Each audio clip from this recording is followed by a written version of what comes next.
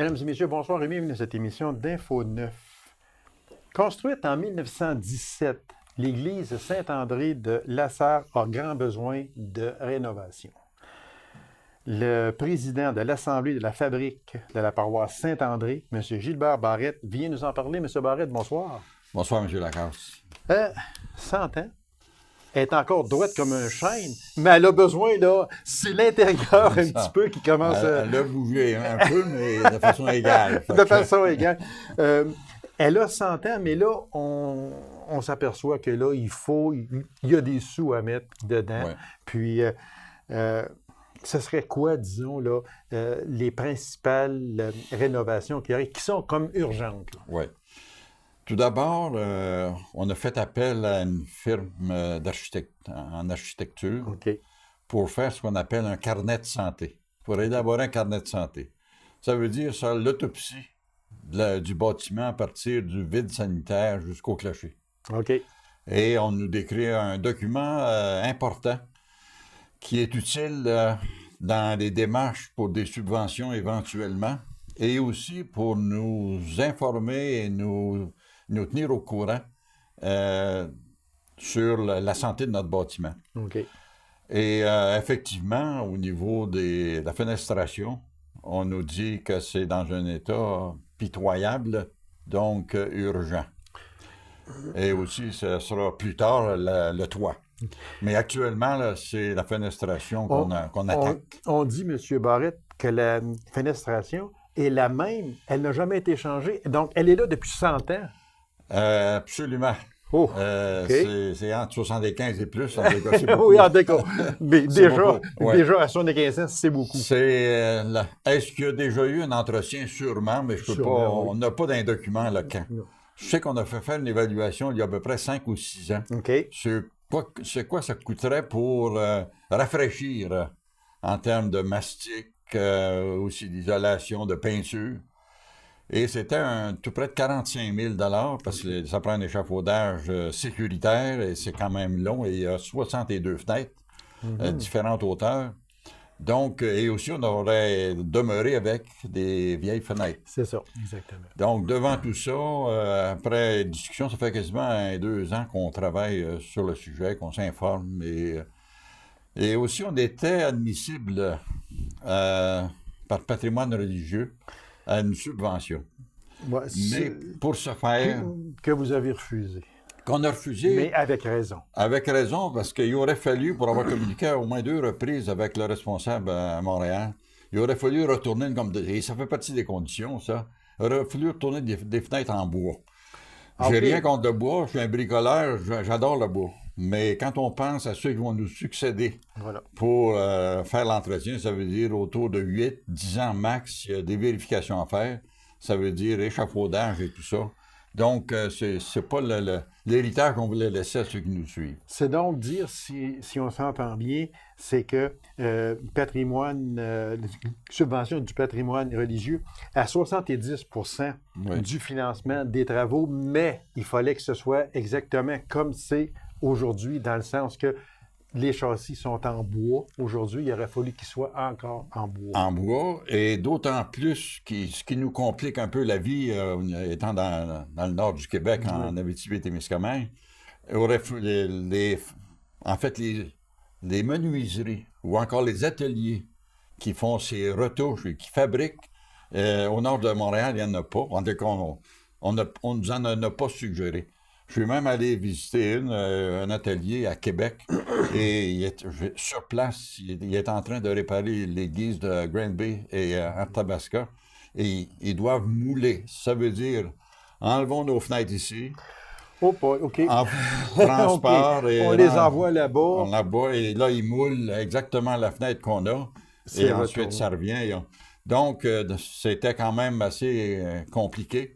Bien, compliqué, et c'est que si, supposons, vous envoyez 5 fenêtres là-bas, bien, c'est 5, excusez l'expression, mais 5 trous à identifier. Identifier. Et puis aussi, dans quelles conditions on va être capable de les enlever, là, parce que c'est collé dans la peinture et tout ce que vous savez. Brisé, c'est ça. Donc, ça nous, s'il y en avait eu dans le Nord, en Abitibi-Témiscamingue, on aurait été tentés. OK. Mais étant donné les distances et la complexité Disons que c'était du pas trop raccordement. la solution idéale. En tout cas, pas pour nous. Même si ça nous coûte plus cher, ça nous demande du travail de plus pour la sollicitation. Exactement. C'est le choix qu'on a fait. Monsieur Barrette, parce qu'il y a 2 ans, il a été installé un nouveau système de chauffage à l'église Saint-André, un chauffage au mazout, c'est-à-dire du mazout à l'électricité. En plein ça, c'est ça, OK. Économie d'environ 15 000 par année. Mais par contre, si on tourne ça de bord, les châssis, l'air passe quasiment au travers. Fait que ça revient qu'on n'a aucune économie. Bien, on a, comparé à ce qu'on avait à l'huile, il y a quand même une économie, mais ça veut dire qu'avoir des fenêtres qui est plus modernes et puis aussi plus étanches, ça va nous permettre d'économiser davantage. Et aussi, ça va être plus confortable pour les paroissiens qui viennent assister au service. Surtout, quand le vent est du côté ouest, là, le papier qu'on met devant la fenêtre, puis on l'a essayé, il fait ça. C'est pas la chaleur qui fait bouger le papier.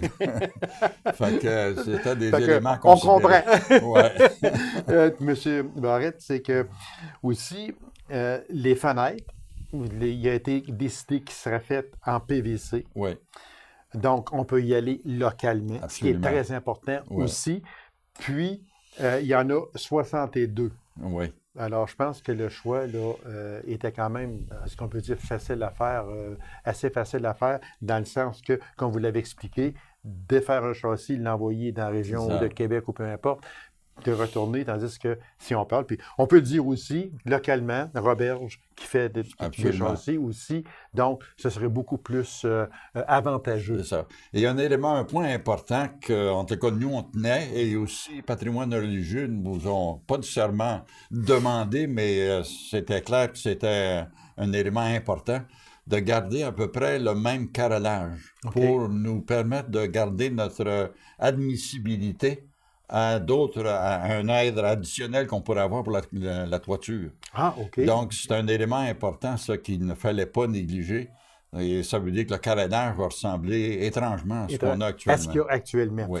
On dit qu'actuellement, il y a une somme d'environ 50 000 qui est déjà amassée. Oui.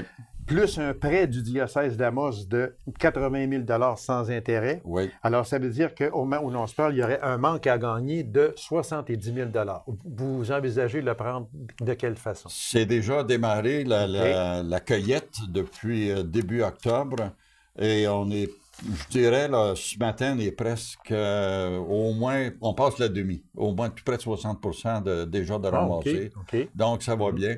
La population, les paroissiens collaborent franchement bien. Et on a pensé vendre des fenêtres. On a pensé vendre des fenêtres à 1 200 $ la fenêtre. OK.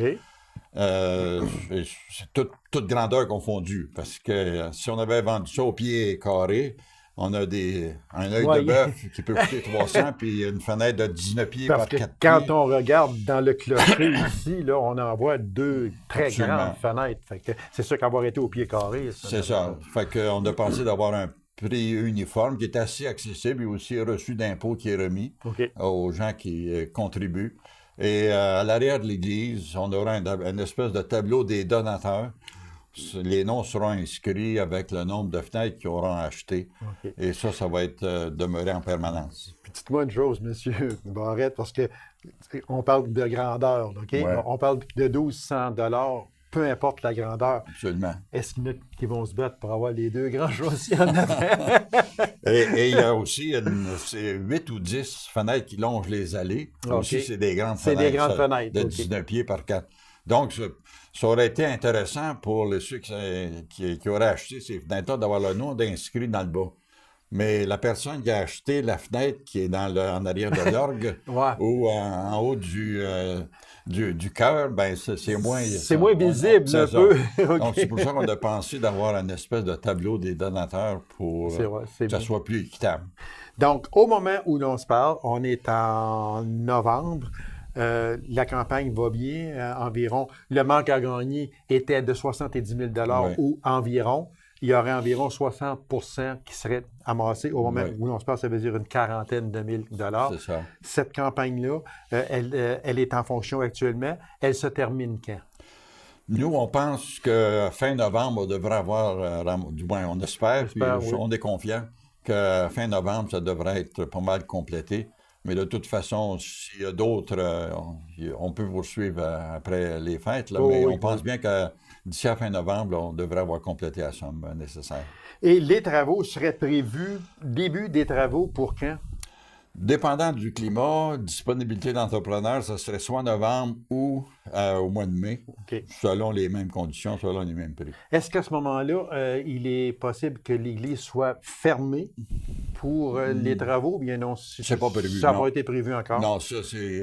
on exécute les travaux, même lorsqu'il y aura des cérémonies. OK, exactement. Ça veut dire, c'est sûr que si un service... je ne sais pas, moi, vendredi matin à 10h30, bien là, dans mon midi, on ne travaillera pas. On s'entend là-dessus. Comme on a réussi aussi à faire la réparation des joints concernant les pierres, ça a été fait en même temps qu'il y avait des cérémonies. Puis, voilà, exactement.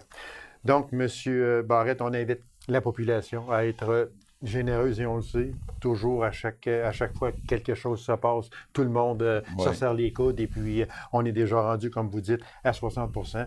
Ce sera 100 % qui sera atteint, j'en suis persuadé, qui très prochainement. On va vous inviter aussi, M. Barrette, après les fêtes à venir, nous donner une espèce de compte-rendu de cette collecte-là, et puis où en sont rendues les démarches également. Ça va nous faire plaisir. Le plaisir est partagé. Merci beaucoup, M. Barrette. Alors, merci mesdames bien. et messieurs, courte pause, on vous revient immédiatement après. Restez avec nous.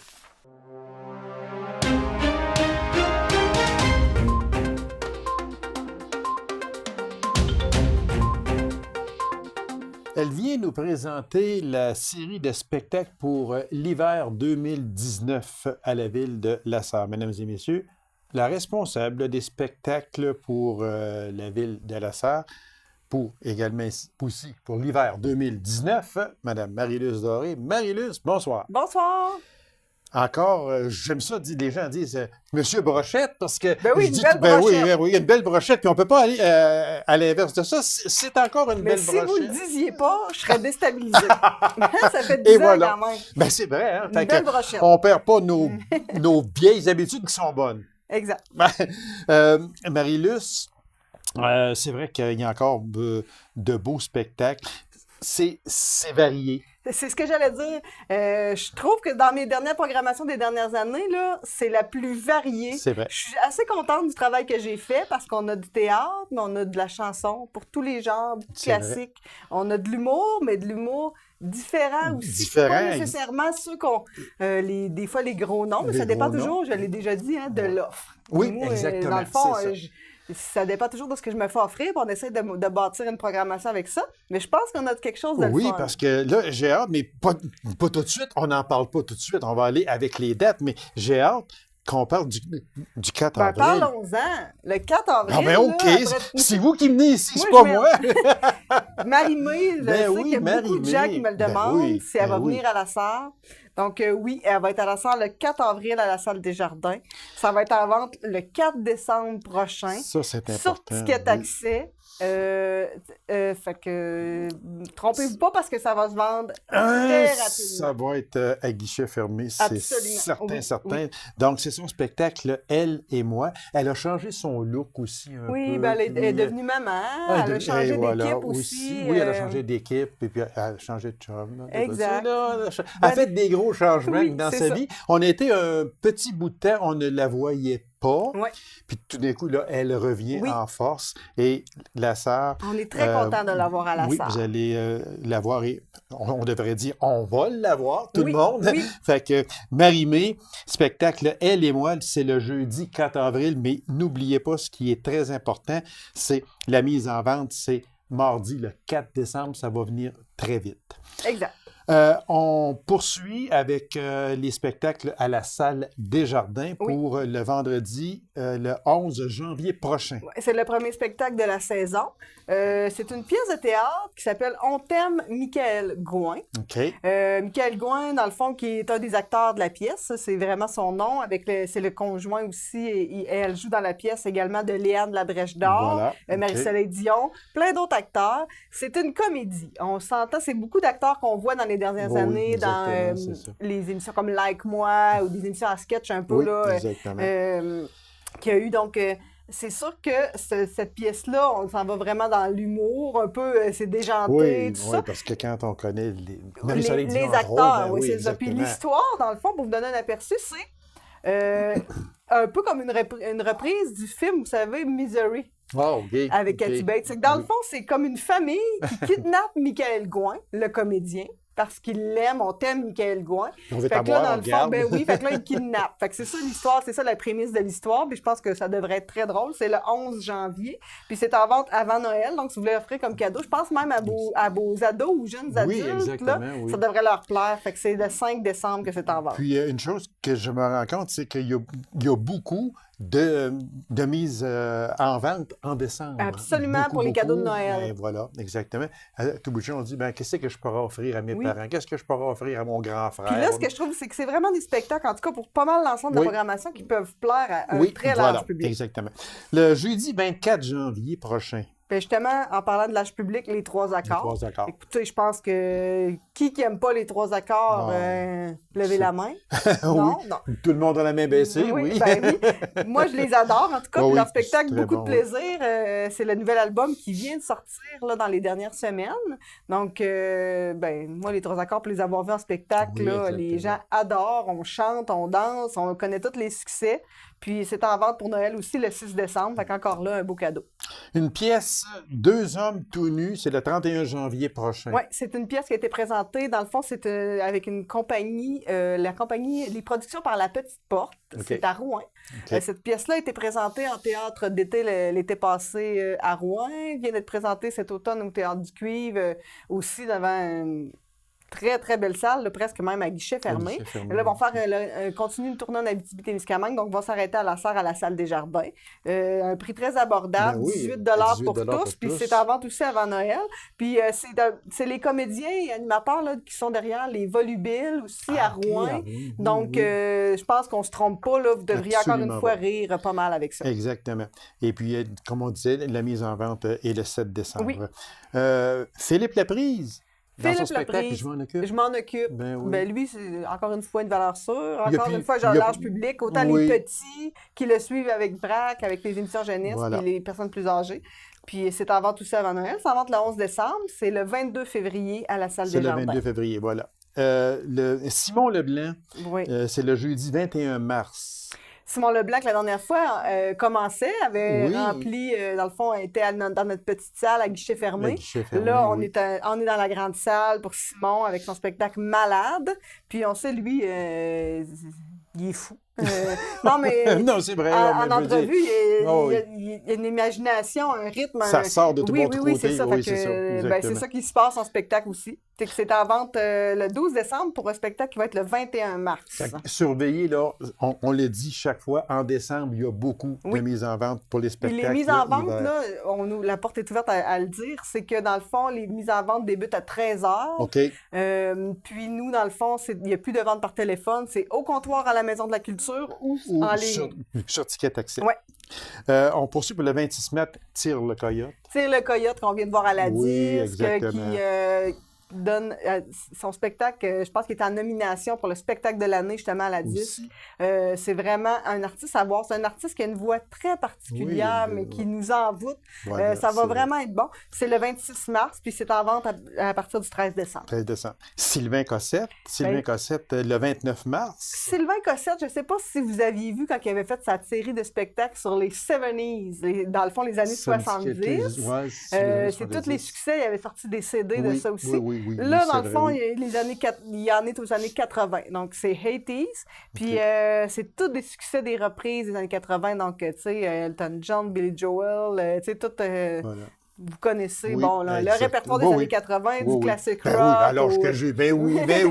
Donc, le 29 mars, c'est ça pour avoir vu, je me rappelle, dans les premières années que j'étais en poste, là, ce spectacle-là, les gens debout dans la salle des jardins. Ouais. Pendant tout le spectacle. Pendant tout le J'ai spectacle. jamais vu ça. Puis c'est en vente à partir du 14 décembre. Une belle idée cadeau aussi. Oui, exactement. Le 10 avril, Boucard Diouf. Boucard Diouf. La dernière fois aussi, son spectacle était tellement Oui, bon. c'est vrai. Là, c'est Magtogoek ou Le chemin qui marche, qui parle des Autochtones, dans le fond, dans son spectacle. Toutes les descriptions sont sur le site Ticket Accès Ticket aussi, Accès. là, dans le fond, plus Oui. les descriptifs des spectacles. Oui, Puis c'est en exactement. vente pour Noël aussi le 18 décembre. Fait que si on regarde, tous les spectacles qu'on vient de parler Oui. sont en pré-vente. Tous ceux qui sont à la Ils salle des jardins sont voilà, en pré-vente. sont en pré-vente au mois de décembre. Exact. Décembre. Alors, Oui. allez voir sur ticketaccès.net. On revient très vitement à Marie-Mé, le 4 avril. Il ne faut pas oublier, mais non. Personne ne va je l'oublier. penserais pas. Personne. Puis dépêchez-vous, parce que la mise en vente, c'est le mardi, le 4 décembre, puis ça va partir vite. Oui. Théâtre Liliane Perrault. On a sorti de la programmation Théâtre de poche. On n'en parle plus. Non. C'est terminé. Oui, on a inauguré notre nouveau théâtre Liliane Perrault en septembre. Voilà, exactement. Donc, on est très heureux de ce nouveau changement, cette belle signature-là qu'on a. Petite salle intimiste que moi j'aime aller Oui, aussi on adore. parce que c'est vraiment... Puis aussi, pour l'avoir vécu, vous avez assisté à un spectacle cet automne, je sais.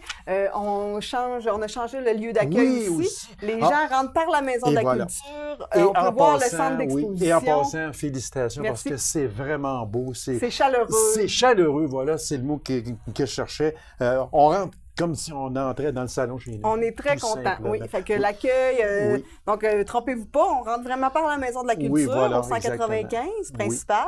Puis là, on a un tout nouveau petit bar, on a notre centre d'exposition que vous pouvez visiter. Donc, c'est très, très, très bien. Félicitations, parce merci. que c'est tellement bien. Alors, on débute avec le vendredi 15 de mars. Oui, un petit spectacle intime avec une conteuse qui s'appelle Arline Thibault. Donc, son spectacle, c'est Le Vœu. Donc, un petit coup de cœur de la visite Témiscamingue, puis vraiment abordable, 12 $. Ça en vente ça un mois avant, donc le 15 février. Le 15 février. Les Grands Explorateurs, c'est la Californie, c'est le samedi 16 de mars. Oui, puis c'est en vente le 15 février aussi. Les Grands Explorateurs, ça fonctionne toujours bien. Hein? C'est des conférences avec... on a toujours le cinéaste qui a filmé les images et qui commente en direct, qui est là pour vous rencontrer.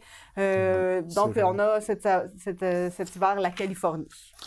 On poursuit maintenant avec Daniel Boucher. Daniel Boucher. Hey, Daniel Boucher, dans une salle intimiste comme ça doit être quelque chose. Ça va être très bon, voir. je crois. Puis, dans le fond, lui, il fait des spectacles là, cet automne, sa rentrée montréalaise, dans quelques semaines, va être à guichet fermé. Des nouvelles chansons à venir, donc des belles choses qui s'en viennent, mais qui va nous faire, bien sûr, ses succès. Alors, la c'est le 12. Désir. Oui, oui, c'est sûr. C'est le 12 avril prochain. Les billets sont... C'est toujours un mois d'avance. À peu près, quand c'est pas en vente avant Noël. Oui, c'est ça. Oui, exactement. Donc, c'est le 12 de mars. Donc, je ne dis pas que les autres ne sont pas bons, mais entre autres, quelque chose, il y a deux grands noms que l'on reconnaît. Marie-Mé sur un côté et Daniel Boucher sur l'autre côté. Vous l'avez dit, dans le théâtre Liliane Perrault, l'ambiance est toujours incroyable pour des shows musique. Puis, Parce que j'en reviens sur le spectacle qu'on est allé voir, Harry Manx. Oui. Ceux qui connaissent Harry Manx, là, moi j'adore C'était incroyable. Harry Manx. Là. Moi, là, aussitôt qu'il a commencé sa première note sur sa guitare, là, j'ai eu des frissons jusqu'à la fin. Puis, c'était, comme on dit, intimiste. Puis moi, je me demandais, mais pourquoi qu'il vient au théâtre Liliane Perrault? Mais là, quand on assistait au spectacle, on voit pourquoi. Ce sont des salles faut pas penser, quand on met moi, quand je programme des spectacles au théâtre Liliane Perrault, je le vois pas du tout de façon péjorative. Ah non, du tout. C'est pas du tout comme, je suis pas sûre, on va le mettre dans la petite salle. Absolument pas. Je viens de présenter Émile Bilodeau aussi au théâtre Liliane Perrault. C'était super.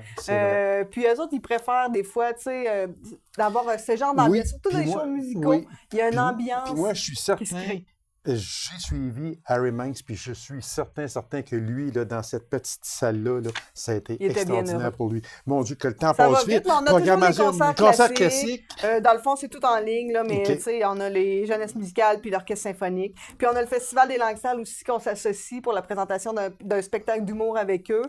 Donc, c'est le 26 avril, mais la programmation du Festival des langues sales, elle va sortir aussi prochainement. Exactement. Donc, on parle du 20 février pour Trésor caché, piano et violon. saison. Oui. On parle du 3 avril pour l'Opéra La Belle Hélène. Oui, puis j'ai vu les décors, les photos, ça va être vraiment très beau. Et puis, on termine avec l'Orchestre symphonique, l'incontournable concert de chaque printemps, Oui. l'Orchestre symphonique régional, chronique du début du 20e siècle. Oui. Tout ça, les forfaits du 26 au 30 novembre. On a des forfaits à vendre, des forfaits qu'on prenne 8 spectacles. Dans le fond, les spectacles de la Salle des Jardins, sauf Marie-Mé. Donc, on t'aime Michael Gouin, Simon Leblanc, Les Trois Accords, Tire le Coyote, Deux hommes tout nus, Sylvain Cossette, Philippe Laprise, Boucard Diouf, 20 de rabais. 20 ça vaut la peine. ça Donc, vaut c'est la peine. 230 pour 8 spectacles. Voilà, c'est en vente du 26 au 30 novembre prochain. Au comptoir ou ticket toujours accès. Ticket accès. Fait que n'oubliez pas, avant les fêtes, toujours au mois de décembre pour les spectacles à la Salle des Jardins. Ça commence, mon Dieu, c'est à partir du 5 de décembre jusqu'au 18 de décembre. Allez sur ticketaccès.net. C'est tellement facile d'y aller. Puis vous allez avoir tous les compléments ici des spectacles. Marie-Luce, merci. C'est toujours un plaisir. Merci, mon Dieu, ça a passé vite. Ça a passé trop vite. On peut recommencer si vous voulez. Merci beaucoup, Marie-Luce. Puis encore une fois, bonne saison. Merci. Et bon spectacle. Votre choix est extraordinaire. Merci beaucoup. C'est moi qui vous remercie. Alors, mesdames et messieurs, merci d'avoir été là. On se donne rendez-vous à une prochaine émission d'Info 9. Au revoir.